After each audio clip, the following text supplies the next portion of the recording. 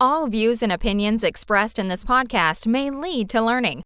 All information provided is for educational and developmental purposes only and is not intended to be a substitute for a growth mindset.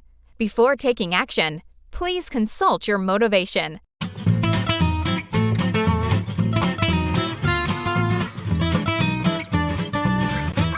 This is the Teacher Talking Time podcast.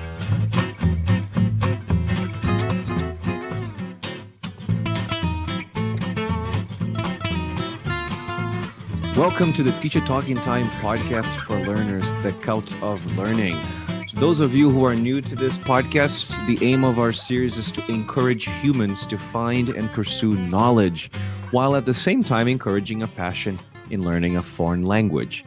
The Cult of Learning series are episodes for learners of languages. In these episodes, we discuss tools and strategies for learning, tools for better thinking, mindful productivity, meaningful living, and more importantly, we provide opportunities for effective listening practice.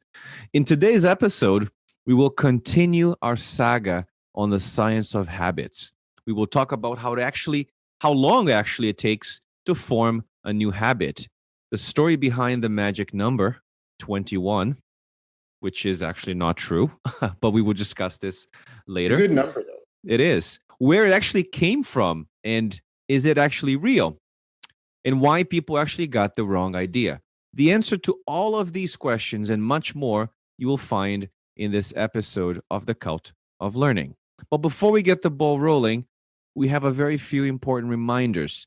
If you are listening to our podcast, please don't forget to subscribe to this podcast in your favorite podcast player. Also, don't forget to subscribe to our YouTube channel.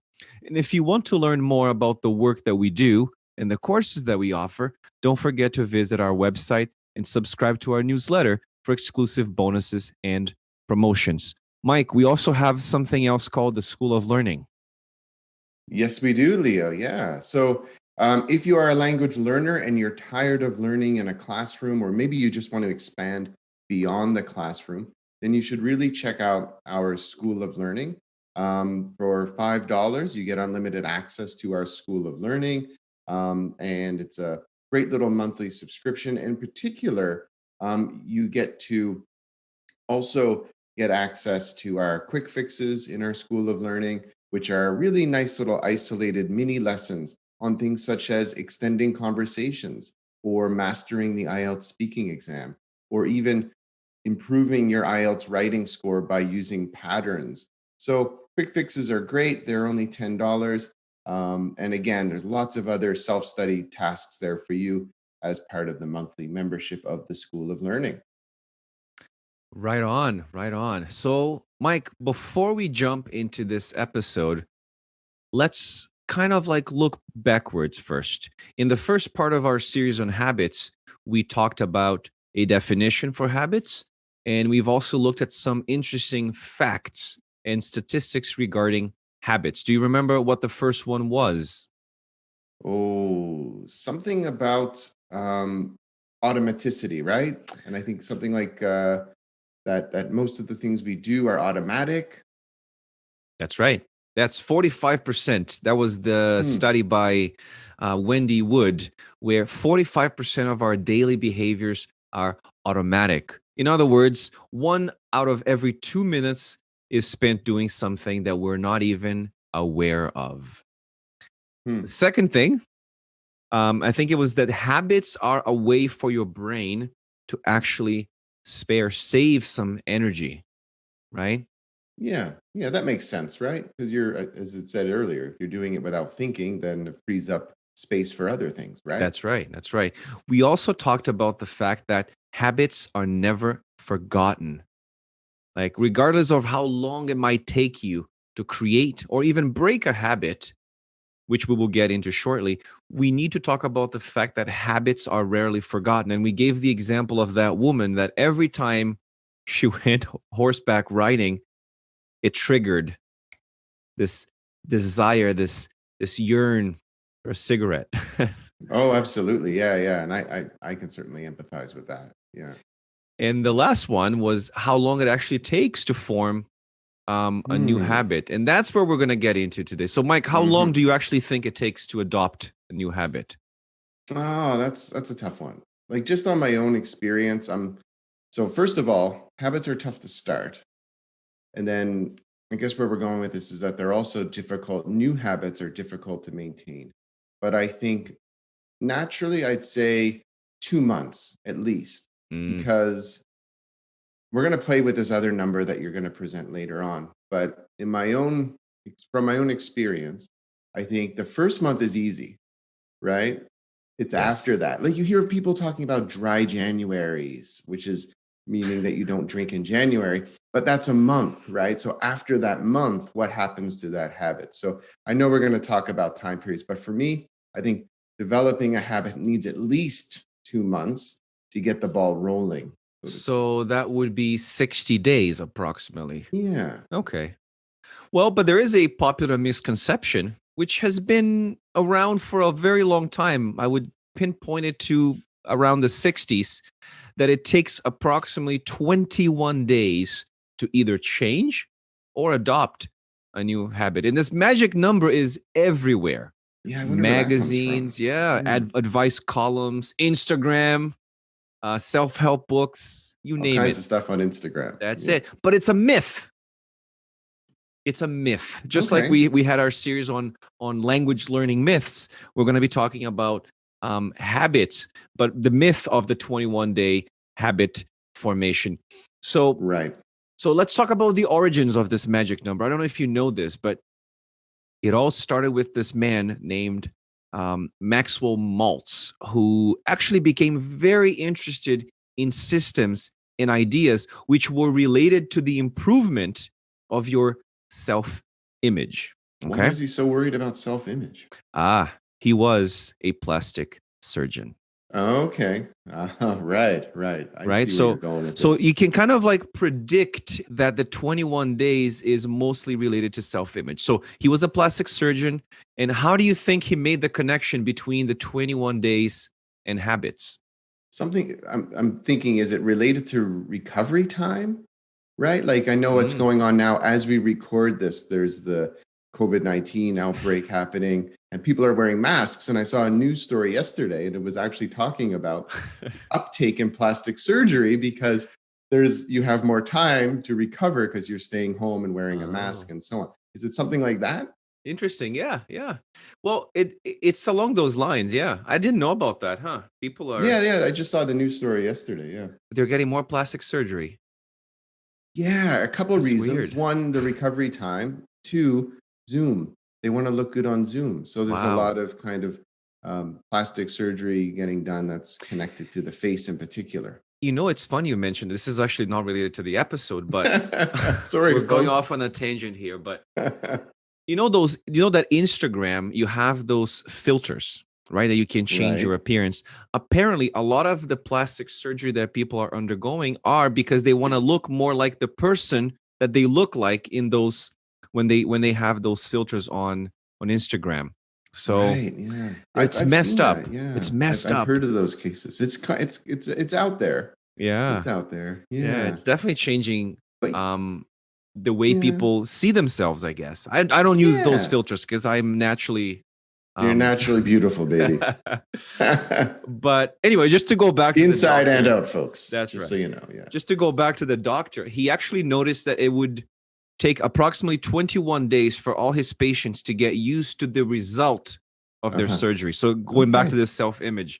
And it took him the same amount of days to adjust to these new routines.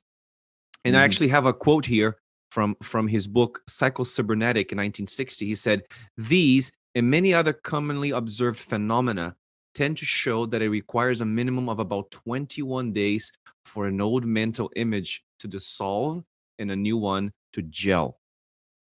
Okay. So then the magic number of 21 is kind of extrapolated to habits. And I guess he went from there. That's it. That's basically it.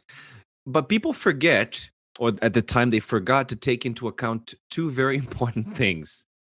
Number one, his work actually was focused on the improvement of people's self-image, which again, if you look better, that might lead to a more successful life, but not habit formation. And he also wrote, going back to the quote, that it takes, and I quote, a minimum, he said this, a minimum of about 21 days. So the question for you is, what are the implications of this?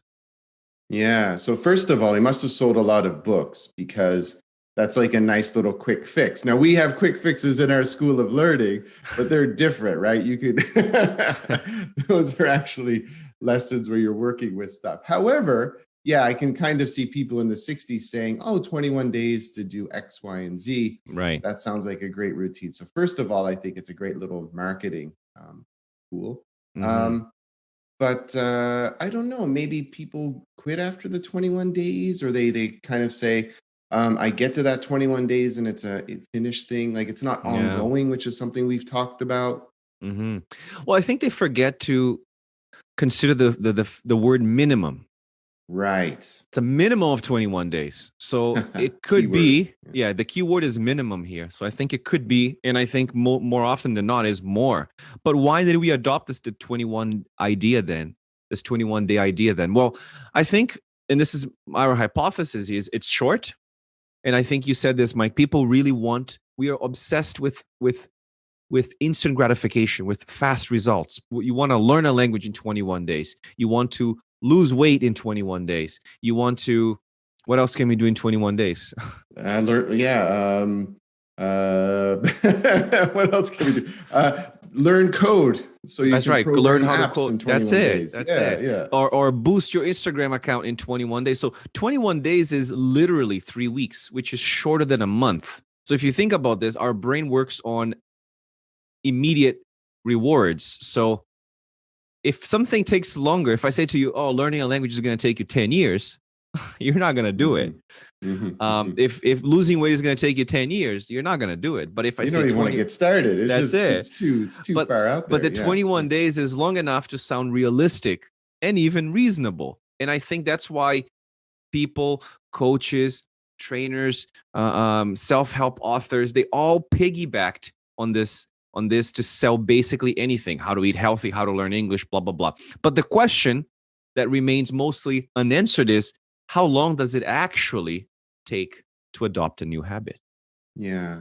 And just before we go on, also, I think it's important to just start, right? And so I can see this attraction, because part of any habit, any goal is starting, right? And I kind of like, yes, 10 years is a long time, but there is a genuine attraction to it. At least after 21 days, I will have learned maybe 21 words in Japanese, right? So there's this kind of starting point. But I think you're right. It's not the 21. The key word is the minimum. In terms of how long does it actually take? Now I'm starting to reconsider my 2 months, right? Because if things are automatic, then it seems to me that it's more of an everyday thing. And I think this connects to what you just said about getting started, because there's a quote by our good philosopher friend Epictetus, way back in way before the Roman the 1970s. Empire. No, like way back. No. He said that, because you said that the most important thing is to start. Every action that we take is a vote for that type of person, that image of that person that you wish to become. So Epictetus said, every habit and capability is confirmed and grows in its corresponding actions. Walking by walking, running by running. Therefore, if you want to do something, make a habit of it. So do it. That's right. In other words, yeah. So there's no single instance that will transform your beliefs or that will transform you into the kind of person that you want to become. But as you're constantly doing those reps, those reps, I think that the evidence of your new identity becomes more clear. Like for example, if you've been writing every day for 5 years, you can call yourself a writer. If you run every day or 4 times a week, you can call yourself a runner. But a person that runs for 21 days is not a runner. Right. And I'm So, just thinking, yeah, like, yeah. No, please. Yeah. I was just going to say what we have learned about habits shows us that in order for us to actually adopt new habits, Mike, as you said, we just need to keep getting these reps in. In this case, by making, as Epictetus said, making a habit of it with corresponding actions. And I think we seem to forget that. If you want to Yeah. be a healthy person, what do you need to do? What is the identity of a healthy person looks like? Yeah. Well, they look like Tom Brady. Sorry if you're not a Tom Brady fan, but I mean, he's a great example, right? Like, Mm, if you want to look great in your 40s, then you need to say, look at Tom Brady and see what it takes to yes. look great in your 40s and perform at a high level, right? And if you're joining us from outside of North America, Tom Brady is a celebrity, quarterback, which is a position of football player in the Hmm. National Football League. And he But is what, 43?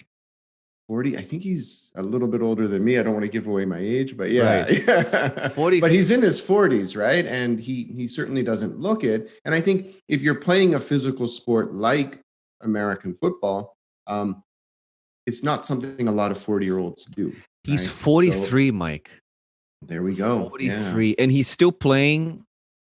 In the best football league in the world, right? And And he's still winning. Yeah. like at the top of his game, right?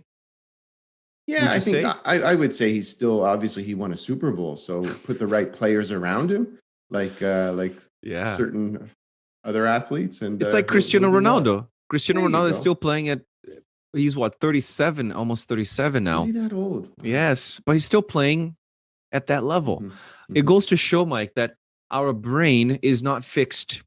Just gonna say that. Yeah. It's like so you can continue to kind of grow and cultivate these new skills, right? Hmm. Even regardless of your age. Yeah. Yeah. And that's what we call the growth mindset. Because when you have this growth mindset, you believe that your most basic abilities can be developed through two things: dedication and hard work. Brains, talent, these are just the starting points. Like, if you think about this, Ronaldo or Brady, the only reason why they are at this level is because they've developed this through dedication and hard work. And Right. I think the beauty of this growth mindset is that it really allows you or provides affordances for you to create, for you to develop, or for you to cultivate this love of learning and resilience, which I believe and we all believe that is essential for any type of accomplishment that you want to have in your life. Yeah, and I think if you were to ask their teammates, they'd probably say that, yeah, Ronaldo's the hardest working player on our team, Hmm. or Tom Brady is Yeah. the hardest worker or most balanced because he's probably having to take days off as well, but the most balanced athlete on our team. And and I think that goes back to this quote, right? There's an example, a bad example of a person who didn't dedicate themselves to their craft, to their talent, and didn't do the hard work, which is Ronaldinho, that football player, Brazilian football player, who was Okay. very talented, very skilled, but eventually stopped training I think he was drinking a lot and partying, and that lifestyle is not compatible with the lifestyle of a football player, of a soccer player in that case. So Yeah. let's, No, yeah, it's go it's ahead. it's that voting, right? Voting for Hmm. choices, right? You're Hmm. voting every day you wake up. You're gonna make a vote, place a vote for the type of That's it. person you want to That's be. it. Yeah. Yeah. So when you think about how long it takes to form a new habit, I think we're going to look at a research article here, Mike, by Dr. Philippa Lally, who was a health psychology researcher at Okay. the University College in London. And she published a study where she decided to figure out just how long it actually takes to form a habit in everyday life. It's very important to state that her work, like her research, focused primarily on habit formation, and the second one was weight control. So let's talk a Hmm. little bit about, Mike. Can you tell us a little bit about the study?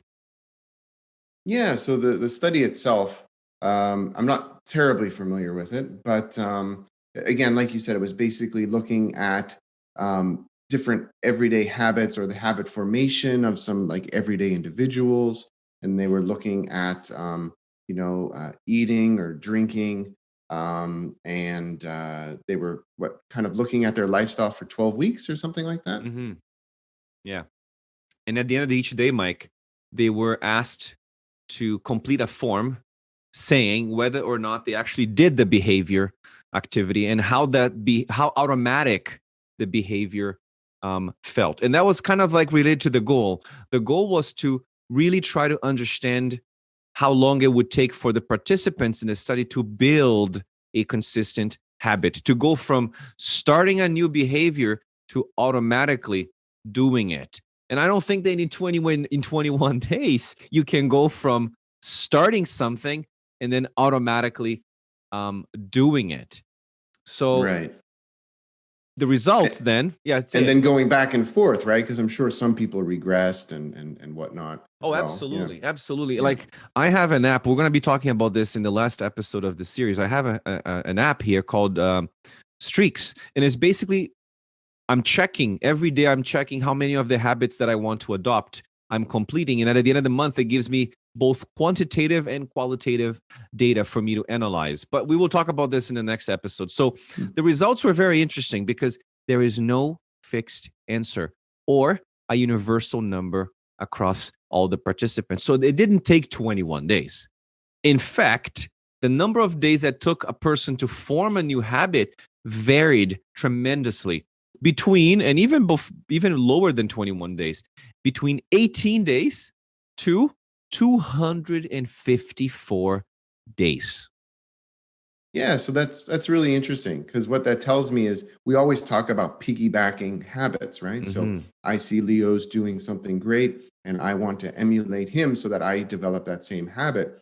But really, I guess it's also there are individual differences, right? That just because you're at one level doesn't necessarily mean that I'll be at that same level after the same period of time. Exactly. Which tells me that we need to be patient with ourselves Mm-hmm. as we're going through this as well. And maybe not even spend too much time comparing ourselves to others, but rather just working on ourselves and just trying to put the the responsibility back on ourselves to just be better each day. Mm-hmm. And I think language learning is a good example because a lot of students get frustrated because they're not as fluent as their friend Jessica, or Right. they're confident, but they're always worried about how many mistakes they're making based on other people's feedback. And I think that this tells me is that if it isn't universal, then it's something we each need to work on individually and grow that way, right? Let's take a quick break. We'll be right back. I studied English in a classroom for years, but felt I was not improving and not having fun either. I did not know how to learn a language. Then I found the Learn Your English online membership. My name is Victor and I am an LYE member. This membership is for people who are passionate about learning English in their own way. These are not classes. This is learning outside of the classroom. We learn by participating in activities just for us, effective and fun. The special thing about the community is that the teachers will do anything they can to find the best way for you to learn. In my case, it has been through philosophy, psychology, and life in general. Head over to the Learn Your English website for all the details. That is learnyourenglish.com. Ready to take control of your learning? Join me today in the Learn Your English student community. Hey, what's up guys? This is Alex and I'm from China. And now you're listening to Teacher Talking Time, the Learn Your English podcast. So if you are learning a language and we compare to the results of the study, it took about 2 months on average, 66 days to be quite exact and precise here, before any habit or behavior becomes automatic. So as a language learner, you need to actually put in those reps for at least 66 days before that behavior becomes automatic. So if you want to improve your writing, then you have to write every day, maybe have a little writing prompt every day for 66 days. And of course, there are other things that are, as you said, Mike, your behavior, the environment plays a very important role here. We can talk about that in a future episode. But what all of this is suggesting is that, as you said, Mike, managing your expectations, right? It will probably take any of us between 2 months to 8 months to build any new behavior into our lives, not 21 days. Not the 21 days. No. Yeah. No. And there was a finding that I underlined here that I want us to talk about from the research is that she said missing one opportunity to perform the behavior did not materially affect the habit formation process. What does that mean, Mike, to you? Yeah, for me, it says if you mess up once, don't panic, don't give up, right? That messing up is natural, reverting is natural, but don't make a habit of messing up, Yes. right? It's okay to mess up once, but what's important is not to miss or mess up twice, right? Yes. I have a bit of a model here, Mike, for myself is it's okay for me to miss one day of meditation. It's okay for me to miss one day of my workouts, but I never miss twice in a row. Why? Because I know myself. If I miss Right. 2 days in a row, man, the third That's a day, new habit. the third day, Yeah. because I honestly think that we build, I don't know if you believe in this, but I'm going to throw this out to everyone listening. You build negative momentum. You don't do it one day, it's okay. You didn't feel like it today. It was a bad day. You just didn't want to do it. But if you miss it for 2 days, then you already have, you've built this negative momentum around you, and it becomes more difficult for you to start again. Right. What do you think? What do you think about that? No, I agree with that. And I think that second day, it's important just to show up. So this Yes. is something we've talked about in earlier episodes, folks, where we said, show up. Even if say you're trying to learn a new language, even if you study for 10 minutes and you focus on one phrase or one aspect of grammar for that 10 minutes, it's better than not doing it. You go back to what Leo said, you're not missing it 2 consecutive times in a row, right? What you need to do is just show up, just do the bare minimum. You're still going to feel great. And then the next day, that habit will still be there. I had a great case in point today. I woke up and I really didn't want to exercise this morning. But you know what? I started my little HIIT routine, high intensity interval training routine. And after the first set, I thought, I can definitely do the other two sets now. So it just goes to show you, just show up, right? Yeah. Yeah.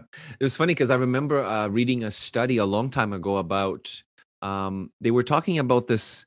It was one guy who wanted to make, I think he wanted to build a habit of going to the gym. But in his mind, he was always saying, I want to go to the gym for 1 hour every day. And the researcher said, no. Just put on your shoes every day and get ready to go to the gym. You don't have to go to the gym. You just have to put on your shoes and put on your gym clothes. And then if you feel like going, you can go. And he did that for a few days. And then eventually he started going to the gym. But then he would go to the gym, but he wouldn't exercise. But he would still go to the gym. Eventually, Mike, he would go to the gym and exercise for 5 minutes. And then later, 5 more minutes. And then 10 minutes. And then eventually, he built it up and he was doing it. He was going to the gym like 4 times a week. And then it becomes a habit, right? It's That's right. It's that day-to-day routine. Yeah. We also, and he probably lost more weight or got a little bit healthier faster than others. Because if you're going there full on and you're really exerting yourself heavily, then you also might need more recovery time. So you might actually hurt yourself or miss days as a result of overexertion. So there are some trainers who actually recommend going to a gym, doing what's just do enough to make you whatever you're comfortable with, positive energy to get the endorphins flowing, and then go home so that you're still hungry the next day to work out more. And maybe language learning is like that. Maybe when you're learning code, it's like that. Don't overwhelm yourself. Yes. Find that sweet spot where you could learn more, but you're not going to, because it's going to make you hungry to wake up the next day and study more.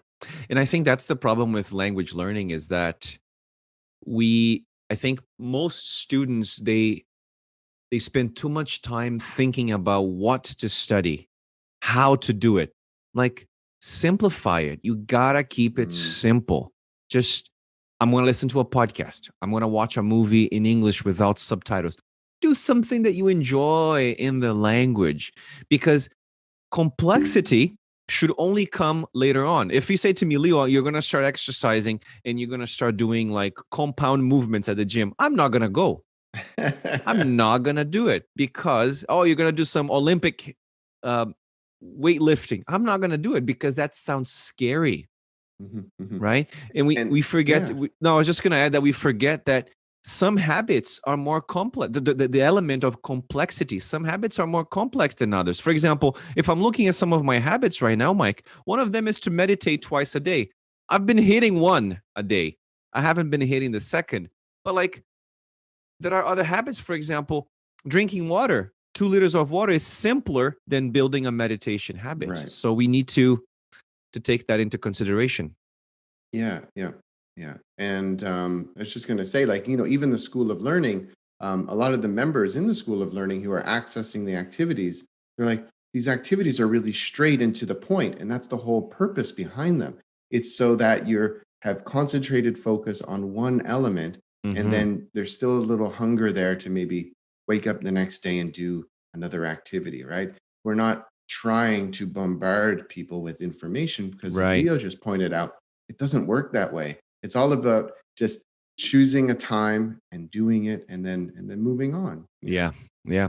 And I think consistency, Mike, as you said, is important. And we talked about this before. Rome wasn't built in a day. For a lot of people, 21 days, they might be a little bit disappointed because, oh, Leo, 21 days, that's so short.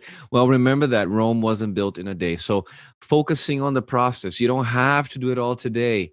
Just Brick lay by one brick, brick. brick by Yeah. brick. I love that. So, Mike, I would like to give our listeners 3 guidelines to follow so they can get started with forming habits. So the first one, and I don't know if you're going to agree with me, but I like this: be impatient with your actions and be patient with your results.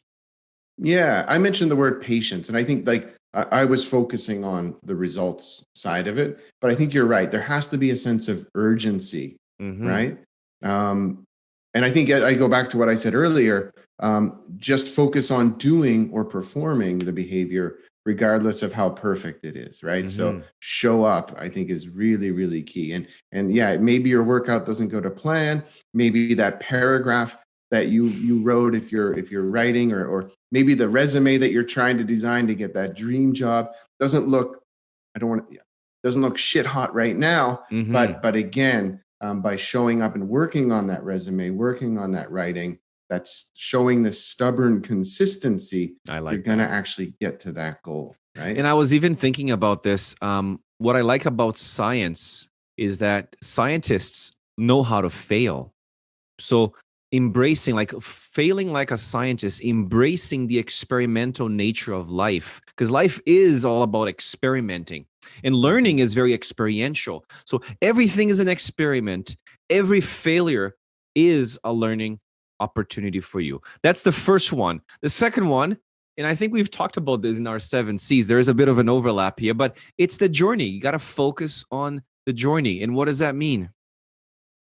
Well, yeah, it's that you can't just focus on the end result. You have to enjoy the day-to-day process, the actual doing of the activity. So you're going to develop this kind of capacity to Ah, really enjoy um, the day-to-day journey that that's gets the you to the seventh C, goal, right? Mike.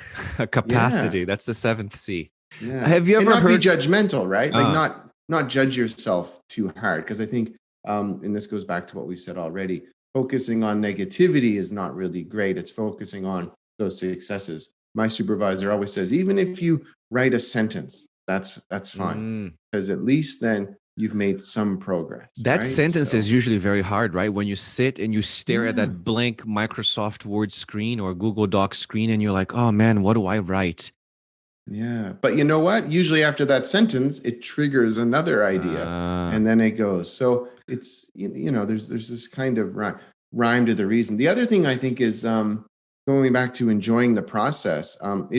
It's realizing that you're learning every day. So mm-hmm. so this is an educational podcast. I recently had to write 3 extensive essays as part of my PhD studies, and um, it was awful at the beginning because I was just trying to finish it, and I wanted to think, oh, what does the audience need to know about this? And it was all really external. And it wasn't until I started reading more that I realized, you know what? I don't really care about the essay. I just want to learn as much as possible about these ideas.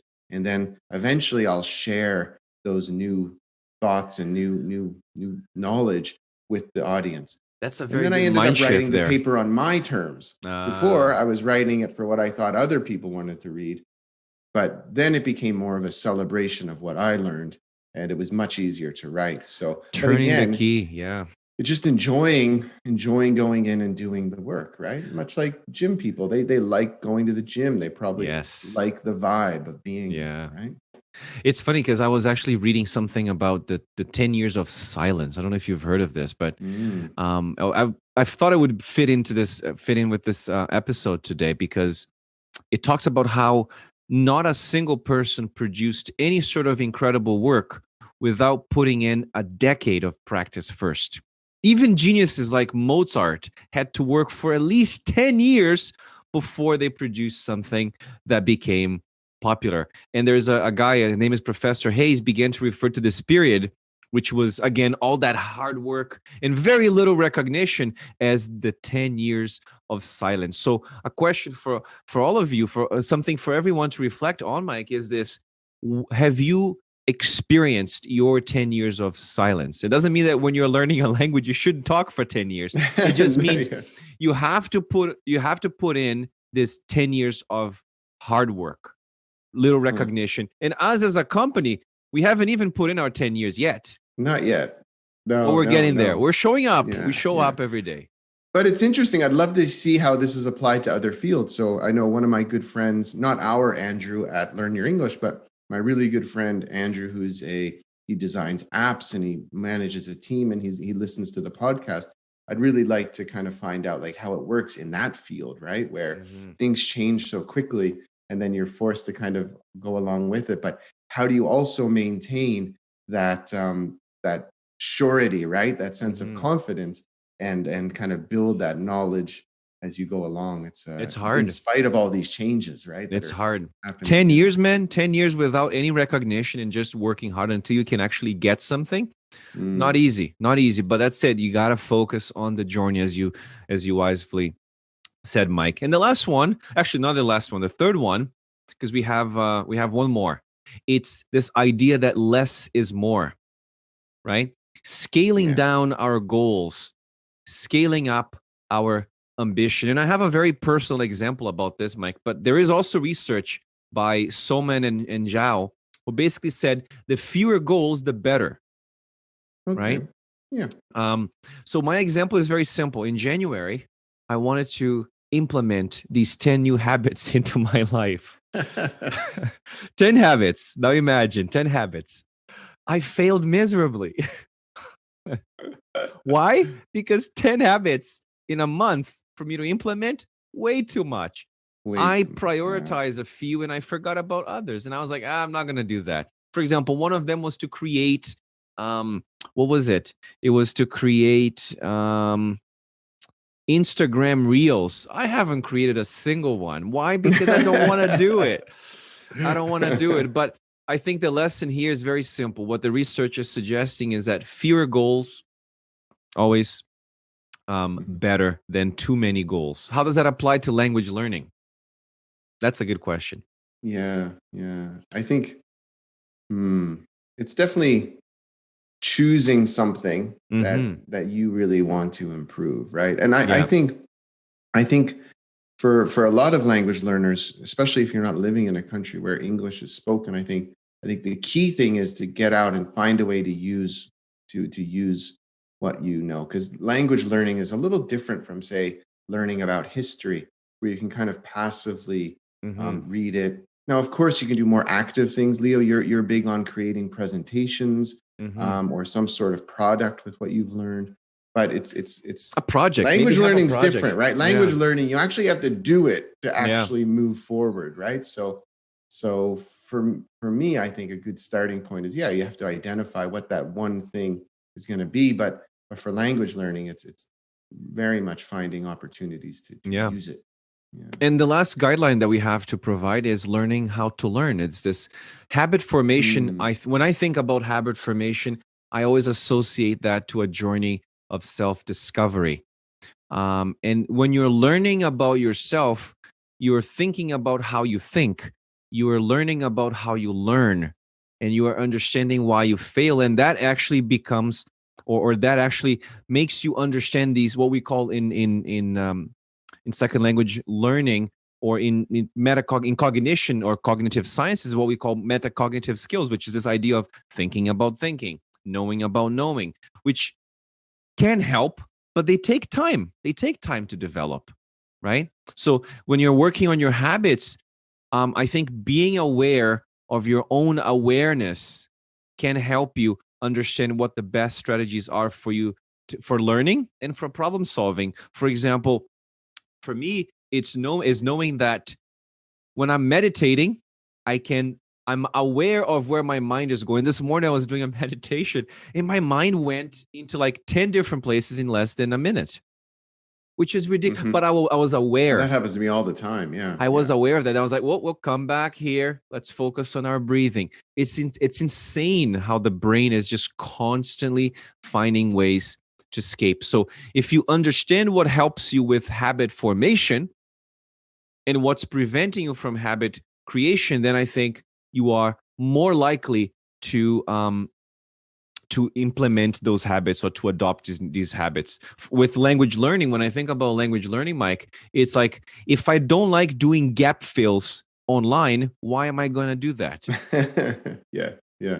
Right? But if I enjoy listening, if I enjoy philosophy and I want to learn more about Aristotle, then I'm going to watch a lecture about Aristotle in English. That's more likely to help me create a habit to develop my listening Right. skills. Yeah, there's something inside, there's something intrinsic about that, right? You're growing as an individual, not just learning the language. Yeah. Mhm. And as you're speaking there, Leo, I'm kind of reminded of this reflective cycle. I think it was Kolb's that came up with this reflective cycle of experiencing something, but then thinking a little bit about what worked, what didn't work, thinking about some reasons or some solutions that might help you going forward, and then experimenting with those. Goes back to what you said about scientists. Yeah, I right? was going to say that. So habit requires a little bit of this scientific process of a experience something, thinking conceptually what's at play here. Why did I fail? Why did I skip that day? What are some solutions? Maybe I'll put my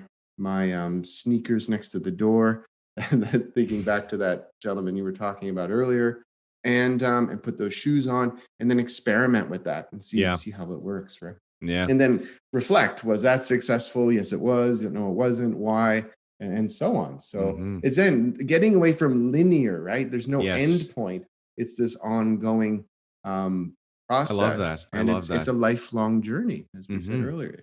Yeah, no, absolutely. So what's the long and short of it? Well, 3 things. Speed doesn't really help. It's not a very good measure of performance. Oh, I want to do this in 21 days. It doesn't really help because it's less likely to stick.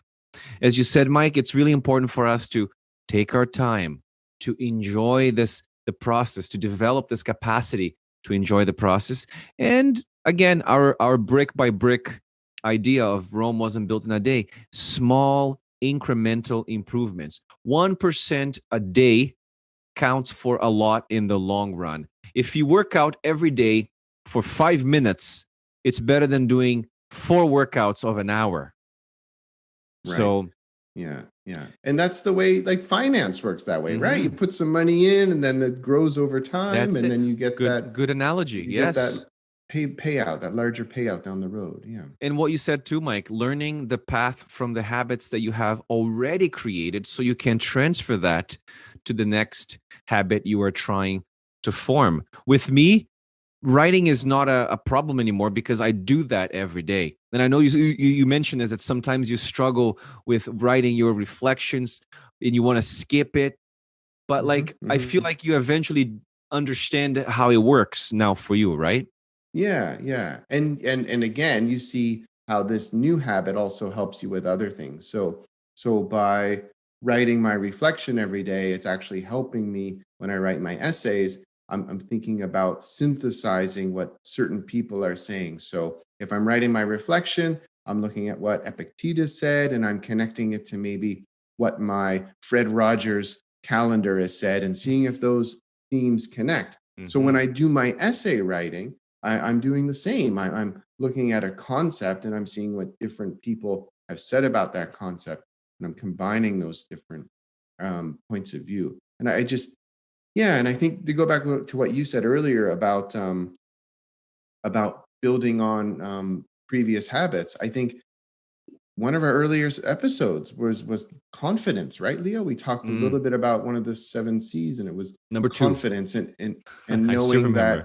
that you were successful in the past, that you Mhm. have established a good habit or have achieved a goal, and to go back and look at that experience and think and borrow, right? Borrow from that. What were those? Why was it successful? How can I apply those same processes to this new habit I'm trying to create?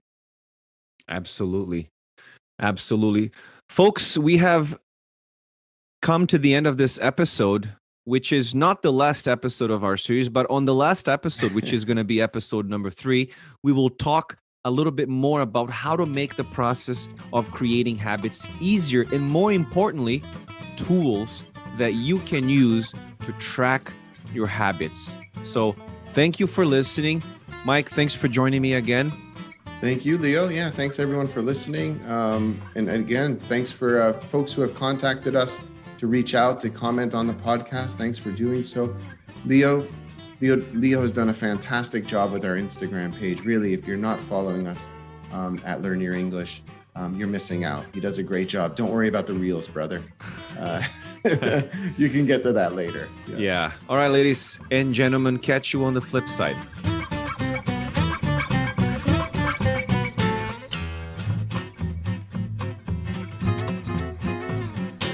You've been listening to Teacher Talking Time, brought to you by Learn Your English. Ready to take control of your education? You're in the right place. Teaching, professional development, learning. Expand your world with Learn Your English.